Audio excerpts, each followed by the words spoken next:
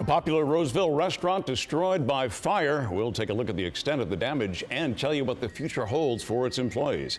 Good evening, I'm Ed Crane. This devastating fire broke out at Rubio's Mexican Grill on Douglas Boulevard. Here you can see the intense flames from the ground, and within minutes this fire spread through the restaurant. Firefighters are still investigating the cause of the fire. But to really get a full sense of the damage, you have to see it from the air. It really looks, this building, unrecognizable as a former restaurant. You can see how the fire melted everything inside, making this business a total loss. The restaurant manager, though, is hopeful that 2 other Rubios in the Roseville area will be able to absorb the employees who were suddenly displaced because of this fire. Just 5 hours earlier, and less than 3 miles away, many of the same Roseville fire crews put out a fire at the Red Robin restaurant. At one point, the flames shot through the roof of the restaurant, which is across the street from the Galleria. People inside that restaurant began calling 911, reporting smoke in the kitchen area. Firefighters were quickly able to extinguish the blaze, and everyone was safely evacuated. Investigators also looking into the cause of that fire. Now to the death investigation of baby Justice. An autopsy is being performed today to learn just how the child died. The baby was found near Knights Landing in Yolo County yesterday morning, hours after his mother was found alive. Investigators also hope to get more information from her. They say she only provided limited details because of her medical condition. Once investigators do find out the cause of death, they will determine just where the case goes from there. Today, more than a dozen state lawmakers are demanding the removal of swastikas from a Sacramento home. This house in the River Park neighborhood features a mock-up of the Israeli flag bearing a Nazi swastika, the powerful symbol of anti-Semitism, which the Nazis used as an icon for propaganda during World War II, at the same time as more than 6 million Jews were being exterminated in concentration camps. You have a right to deface your own house, but because you have a right to do it, that doesn't make it right. So my colleagues and I call on the owner of this house to voluntarily remove this vulgar display. There was no response from the Sacramento homeowner today, but a small counter-protest is in progress outside that home, where 2 men are holding signs showing their support for Israel. A new video released today shows militants destroying historic artifacts in Iraq, some dating back to the 9th century. Turning to the ISIS threat, the terror group burned down the Mosul Public Library, which had been home to more than 8,000 old rare books and manuscripts. ISIS regularly destroys shrines, tombs, and historical landmarks. A new report from a research firm says that while global tablet sales are rising, Apple's iPad market share is slipping. The iPad worldwide market share dropped from 20% between 2013 and 2014. In addition, generic tablet brands outsold both Apple and Samsung tablets for the first time last year. Well, the deadline is approaching for credit card companies to get more secure credit cards in your wallet. The problem is not all of them are ready. A recent survey found the credit card industry is lagging behind its own October 2015 deadline to get microchip-enabled credit cards to consumers.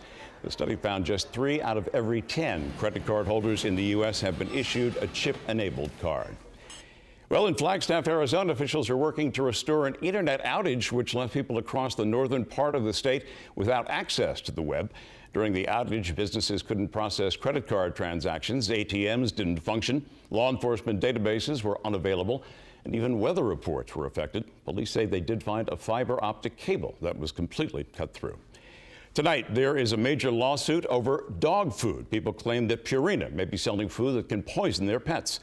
The class action lawsuit questions 2 main ingredients in Purina's Benefil brand. One ingredient used to retain moisture is also found in antifreeze. The other ingredient is a toxic byproduct of fungus found in grains. Some owners fear those ingredients may be killing their pets.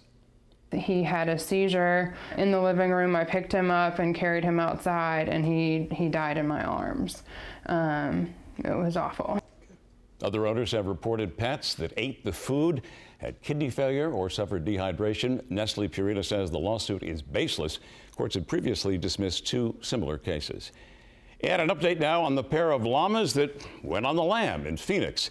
We showed you video earlier of the llamas running wild through the city. The white and black animals darting past cars and outran the Maricopa County Sheriff's deputies who tried to corral them, but they were eventually lassoed. It was just unknown where the llamas came from or where they were going. NASA is getting ready for an out-of-this-world auction. Hundreds of vintage photos taken from space will be sold to the highest bidder. That includes this selfie that astronaut Buzz Aldrin snapped during a spacewalk. There's also this iconic shot of astronaut Neil Armstrong, which he snapped on the moon. 600 other photos like it going up for auction in London. Each could sell for anywhere from $500 to $15,000. Also in space, a new discovery made on the dwarf planet Ceres. NASA released a new image taken last week by the Dawn spacecraft of Ceres.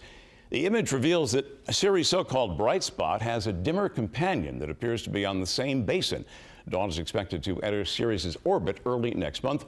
Ceres is the largest object in the so-called asteroid belt between Mars and Jupiter. Yet a California couple may have celebrated their recent wedding anniversary by creating a new Guinness World Record. You're not going to believe this. The couple went to Disneyland in Tokyo, Anaheim, and Disney World in Florida, all in one day. They first went to Tokyo Disneyland, then jetted off to Los Angeles at 5 p.m. Now, due to the 16-hour time difference, they got to LAX at 9 a.m. the same day. Once there, they ran into Disneyland at Anaheim for 1 minute, took a picture, and ran right back out to catch a 6-hour flight to Florida. Because it really is a small world, after all. And I got to do it with my wife, my best friend, on Valentine's Day, and can't argue with that. In just under 28 hours, the couple traveled nearly 8,000 miles. Representatives with Disney Parks confirmed no one else has ever attempted what they have submitted for the Guinness World Book of Records, and they're waiting for a response. Coming up, a wild ride for a man who slides out of his car during a crash, and it's all caught on tape. You'll see it when we come back.